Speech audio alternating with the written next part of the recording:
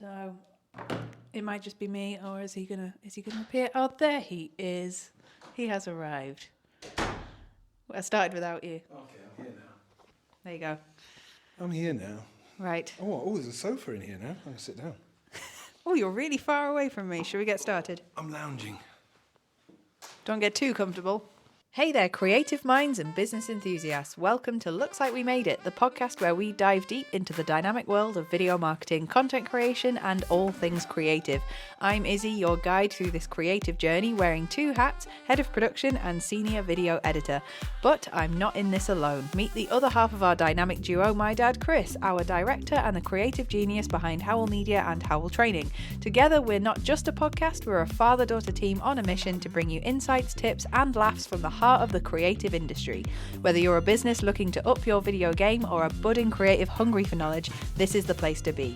We've got real life experiences, expert advice, and a sprinkle of anecdotes to keep things interesting.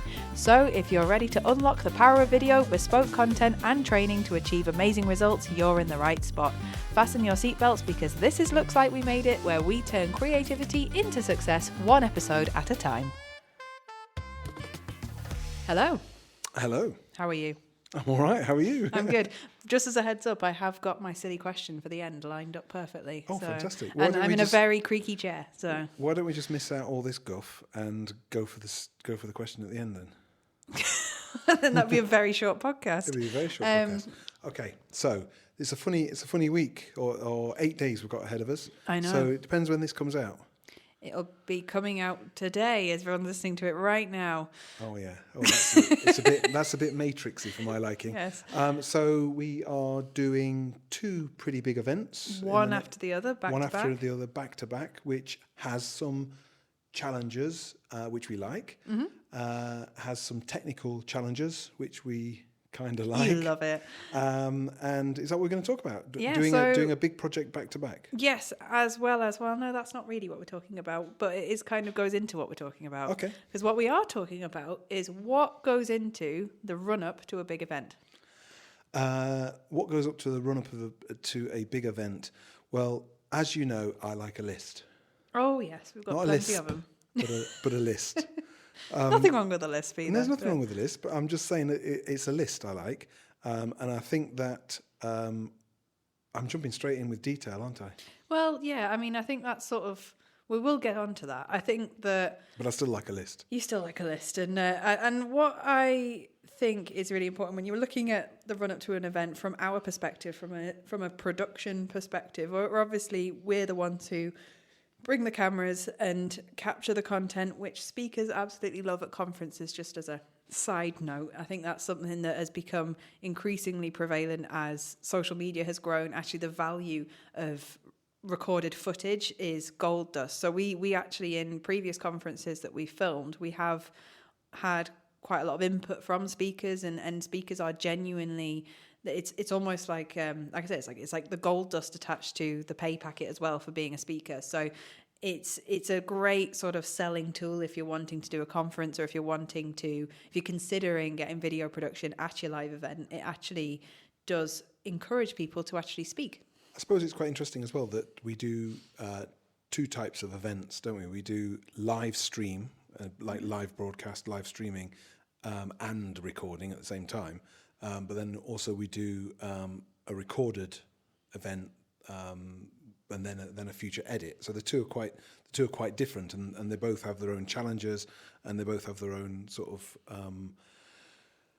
sweet spots, and they both have their own kind of like head hurty spots as well. So when do we really start planning for an event that we've had booked in to do filming for? Well, if it's an annual event, we start planning for it the day after we finish the year before. I mean, and that's not just like a crass statement. That if we've done an event and we know we're doing the same event in a year's time, what we always do is take some notes that we can form a list with.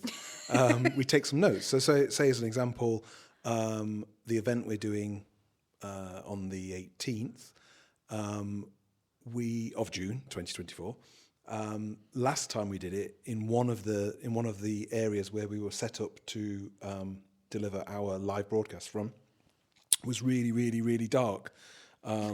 You're investing in head torches for everyone now, aren't Well, you? no, but what I mean is it's really worth making a note that when we do it this year, we'll make sure we've got ample, whether it's a head torch or some sort of torch No or something, floodlights will be to make appearing. sure that we don't encounter issues in the dark like we had that time. So I mean, that's only a tiny example, Yeah. but ultimately I think it's important to start planning an event because the year still whips around quite quickly. I know it feels like, because obviously June is our mad month every single year, and I feel like it rolls around really, really quickly. And I think in terms of the production management and whatnot, you have to be almost like you have to have a plan B, a plan C, a plan D, just in case. And touch wood, 90% of the time you don't actually need to bring those plans in, but So you're saying 10% of the time it goes wrong? No, okay, 99% of the time.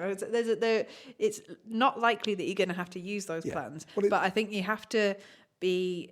There's the element that scares quite a lot of people who work in film production who stay away from events, and that is because the element of jeopardy is the element of your kind of. Yes, you can have your agenda. Yes, you know what's going to be happening. You can prepare for the whole structure of the day, but something can happen and absolutely. it can throw things off. Well, but you have to kind of react to completely. I mean, the old cliche of prepare for the unexpected. Fail to prepare to fail. Oh yeah, that's a good one as well. Yeah. But you just have to have contingency plans in place. So as an example, one of the events that we do, we actually hardwire the cabling at the event. We don't do it wirelessly. We actually physically go and put a lot of cable down, so we're able to get a feed from all the cameras. Well, for argument's sake, say we're going to put 100 meters of cable down, we'll take 200 meters of cable with us. So if for whatever reason one of the cables doesn't work, or two of the cables doesn't work, or in a weird twist of madness none of the cables work, we'll just swap them out. We'll just swap them out for, and I think building in redundancy ultimately will give you a lot more peace of mind. And there's a kind of sod's law element to it as well, that when you don't have backups in place and when you don't have systems in place, things go wrong. When you do have all these things in place, if we take twice the cables that we need, all the cables will be fine on the day.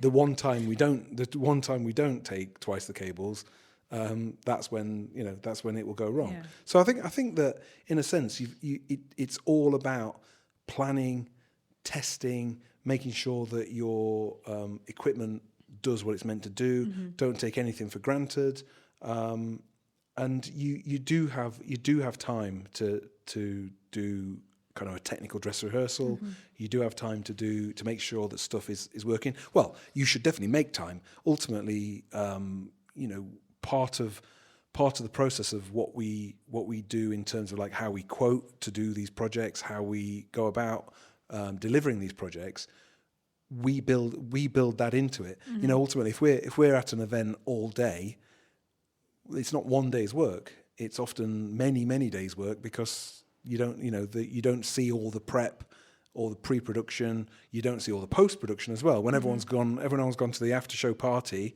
we're on our hands and knees taking stuff down. So it's not just the thing you do when you're there filming and recording. Yeah, totally. And time is your friend. You're looking very comfy on that sofa. You're just basically I'm you're lounging. You really are. I like a sofa in the office. I know, I'm on the creakiest chair known to man, and you're like spread across the sofa. But so there's an image. I know, I was going to say, I'll look away. There are two questions that I had. One being, because this all sounds very big ticket. It sounds like, and we obviously do the big ticket stuff. We do the sort of the glass house, the Bridgewater Hall, the ACC Arena, all these bigger stuff. But that doesn't stop people from live streaming or doing sort of hiring event people or event production on a smaller scale. So, because obviously we do have listeners that come from maybe smaller businesses, that are from smaller communities, that might sort of be thinking, oh, I wish I could do a live event or a virtual event. I wish I could do this, but I can't do it myself because all I've got is my phone, and these people would cost an absolute fortune, and et cetera, et cetera. But is our setup and what we offer as a business in terms of event production, is that offering accessible to all? Is that something people can use? Completely. I mean, the word I would use is scalable, both up and down. Ultimately, we can do an event for 15 people if needs be. What you don't do is you don't bring all the kit and caboodle that you would have for an event for 2,500 people.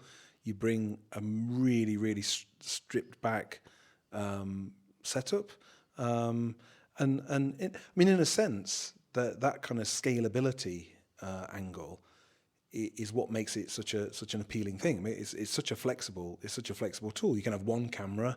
We can go up to 8 cameras plus if we wanted to.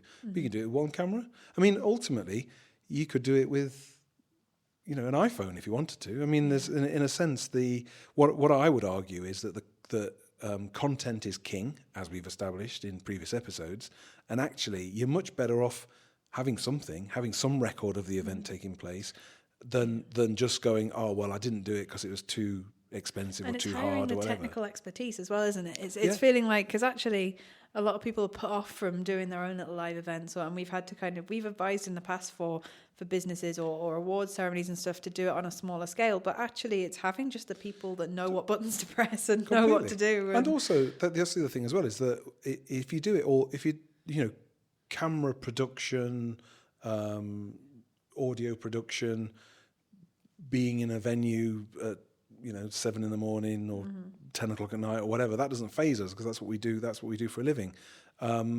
It phases some people because they go, oh my god, look at what's involved with a live streaming setup. Oh my, this is going to be really hard. This is not my bag. And you're right.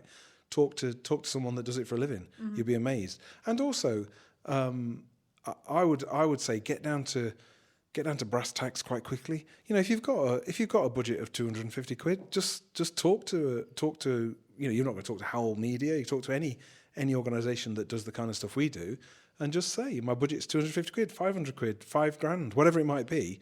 Because actually, what wastes a lot of time, and this is something that we come across, where people ask you to do a big quote. You spend a lot of time putting it together, doing the technical specification, which is fine. But then you put your price in, and they go, oh well, I had no idea what it was going to cost. And I think that cutting to the chase, getting to brass tacks right at the beginning, and cutting to the chase quickly saves everybody a lot of time and effort. And it's not a case of like, if someone comes to us and says, oh, I want a 2-cam setup for half a day, and my budget's £5,000, we'll say, well, you can save £3,500-4,000 worth of that straight away. And I don't think people should fear having that conversation early in the process. Yeah, no, absolutely. And I think that and we're currently sat in our test setup, I'm surrounded by equipment as we speak, and it's all looking absolutely lovely. It's not trained on us. We should have really just plugged this in and live streamed this podcast. I can't believe we're talking. I'm lounging on my sofa here, and I can see 5 cameras in this room, and none of them are turned on. I know, we should have probably just live streamed this or recorded this. But anyway, yes. What I was going to say was, my second question was... Did I mention checklists? No, what? Checklists. Checklists. Yeah, we're going to talk checklists. Right, but first off, what I'm going to ask you is, what's your favourite piece of kit for a live event? Because we're sat around all of it right now. What's my favourite bit of kit for a live event? Sorry, that's my chair. Carry on. You've got a noisy chair. I quite like the cameras. I kind of like the. I'll tell you what my favourite bit of kit is for a live event. I like the fact that this always freaks people out. Our close-up camera is the one furthest away. Yeah. And everybody can't get their heads around that the camera at the back of the room is the one that you can actually see whether you've got your lunch still caught in your teeth. Oh yeah, and that people they think that if you're going to be close up, you're going to be really close up, but you're not. And I would say our close cam, which is the furthest one away, with our giant lens on it, is probably my favourite. Yeah, it's always fun because people, when they see that we've done a we filmed like, I don't know, like a TED Talk style thing on a stage, and they'll go, how were you allowed to get your camera that close to the speaker? And actually we're multiple feet away. I think, I might obviously, because I What would be yours? I am a live stream operator, by, whether I like it or not. And I'm sat next to my ATEM Mini Extreme ISO, and I like my ATEM setup, which is basically the switcher setup. It's when the people who cut between the cameras and make it a dynamic experience for the viewer. I love my thing, and it's glowing next to me as I speak. And there is some real jeopardy with live editing, isn't there? To know Yes. when to cut to different cameras, to make sure you're getting what's happening on the stage. It's up to you to make sure that the audience at home are getting that experience of the same as the audience in the auditorium. It's different. It's different and the same to being an editor for things that people watch in post. Like so my job as an editor, particularly with event content, is to make it immersive for the viewer. Basically, the thing is with editing is you should never notice it. You should never be jarred by anything. You should just fall into it and just watch it. So any cuts, any changes, any kind of the visual experience should be just smooth. And you have that mindset when you're editing in post, but when you're editing live, you still have to have that mindset, which is the viewer at home is watching this camera. But then if the speaker, you never know what they're going to do as well. Speakers always, conference speakers, they might suddenly start running, or they might pull out a prop, or they might leave the stage. Something might happen on the screen. You have to be prepared for, if the viewer at home can't, if I can't see what's on the screen, then the viewer at home won't. So you have to sort of think, you have to then sort of be constantly not only thinking about what you're seeing, but what's coming next. And that's kind of, and like I said, we've had surprises in the past where people will come on doing all sorts of wacky, exciting things, and we have or they bring a special guest on that you weren't expecting. So suddenly you got to track two people, both moving around the stage, and you have to kind of react quite quickly. But also people, and it changes how me as a person watches live stuff on TV, because when you're watching something on TV like a royal ceremony or something happening, like a live event, and the camera goes a bit funny or zooms in and out or goes out of focus or doesn't fall, and someone goes, oh, that's weird, but actually I'm there going, no, cut, because it just, you're so sort of tuned into it. But so finally, before I get onto my silly question, let's talk lists. You've been so desperate to. I've been very keen to talk about lists. No, what I was going to say is that basically you can't beat a checklist. Just you literally put a. I know this is like basic day one stuff. But honestly, you'd be amazed. Just just everything you can think of. Put a little circle next to it, and tick it off as you go down the list. And if something hasn't got a tick by it, you haven't done it. Yeah. It's as simple as that. And we have, both in terms of equipment, every single bit of equipment that leaves this building gets checked in and checked out. Because you'd be amazed. Well, how much stuff can just go wandering on its own. And the other thing is, things like, don't take anything for granted. So if I don't know what it might be, making sure you've got enough hard drives, making sure you've got enough cables, making sure you know where to park, everything, every single thing, you need a checklist by it. And even if it takes you 15 minutes to go through all your lists, you've ticked them all off, it gives you a sense of confidence that you are under control. Because that would be the other thing about the key takeaway for any kind of live streaming or live events is that you need to be in control, not cocky or overconfident, but you don't want to be winging it, because you can't. You'll get found out and it won't work. Yeah. So, in my opinion, a checklist just gives you that confidence that in your head, I know the cable's in the bag because I ticked it off. You don't get that weird "I've left the oven on" feeling as well. That does. And if you have that sort of feeling of like, oh, did I really plug that in? Did I really do this? Absolutely. And that does. You'll just think about it the whole time, and it'll throw you off your game. And I find that being in production, we use lists a heck of a lot, and assigning tasks to lists as well is really useful. So we, on our sort of Google workspace, we do sort of assign individual filmmakers, or assign editors, or assign our team in-house. We say, like, your job is to count the cables, and if you get little emails saying that's been complete. And I think just it's such a valuable thing to have peace of mind. And you're right, I agree with you. And then my other comment would be, don't assume everybody knows what you know. Yeah. Because and you don't need to micromanage, but you've got to be sure that the people you're working with actually know what they're doing and actually know what you're talking about. And if they don't, and there's absolutely no harm in saying, I'd rather anybody say, look, I literally don't know what that is. Yeah. I'd much rather have that than go, yeah, I understand, and then they're in the corner with their phones trying to Google it. We want people to be as kind of confident as they possibly can be. And I think so how are you feeling about the run up for our big couple of weeks? I'm feeling fine because I've got loads of lists. Okay, well, that's good. It'd be weird if you didn't have a list going after that conversation. So my last question, and this is one that I saw on TV, and I literally took note and thought this is going to be a great one for our podcast. And you're gonna laugh at me, but I'm gonna do it anyway. If you're a kitchen appliance, which one would you be? Oh, that's a great question. Thank you. I thought it was. If I was a kitchen appliance, I'd be a kettle. Why? Oh, because it's simple. It does one job. You just whack it on. It's not simple. That's a bit mean to you. No. What I mean is, I'd be the practical centre of a kitchen kettle. Yeah, you're ever present. Yeah, everyone needs one. Yeah. I wouldn't be like one of those things that you see in those catalogues and you go, oh yeah, I need a tomato slicer, or I need an egg slicer. Get a bloody knife. What's wrong with you? Yeah, no, that's true. What would you be then? See, mine's slightly different. I would be an air fryer. Oh yeah, I suppose, but that's very modern, isn't it? No, because you know what? It's literally like I'm a great alternative to the usual. I'm loved by families and you're not making busy a cup of people. tea. You're not making a cup of tea or coffee in an air fryer, I'm making your chips really crispy. Yeah. But I'm just revolutionising the modern kitchen is what I'm doing. But we're a hop across from each other basically. So anyway, that was my question. Hope you liked it, and that was it for this week. And you obviously will see on our social media a lot of our busy events and whatnot.